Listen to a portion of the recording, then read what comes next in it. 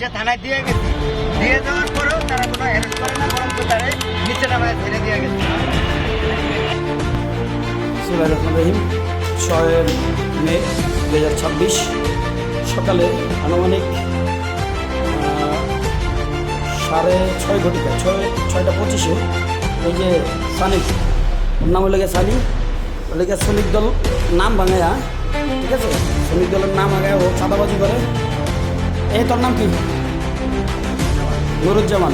এই যে 2 চাঁদাবাজকে সকালে যাত্রাবাড়ি ট্রাফিক বক্সের কোনা থেকে ধরা হয়েছে।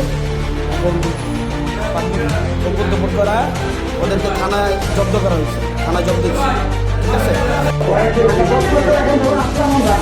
এখন আমরা কিন্তু ওদেরকে টাকা দিতে হবে।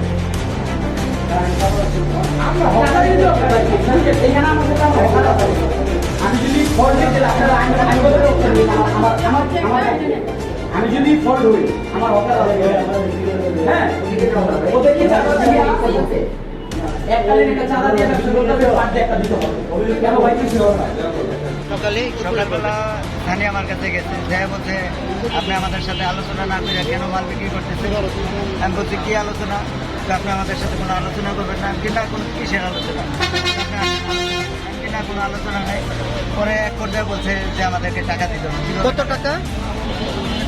1 লাখ টাকা প্রথম বলছে। আচ্ছা 1 লাখ টাকা বলছে এবং বার্থডে একটা রোজ দিতে হবে। আচ্ছা। মানে প্রতিদিন। আর শুরু থেকে আমরা ব্যবসাটা শুরু করছি আগে, বিগত 10 মাস আগে আমার ছেলের এবং এই যে আমার ভাইকনারে ওদের শরীরের স্পট এখনো যায় না। দেখি জামাটা মেডিকেল রিপোর্ট আছে। ওদেরকে সকাল 7:30 বাজে নিয়ে আসে। আজকে 10 মাস আগে ওদেরকে নিয়ে কুত্তার মতন খিটাইছে। এরা ওয়ারেন্টের আসামি, কিন্তু একটা লোক এক পর্যন্ত অ্যারেস্ট হয় নাই।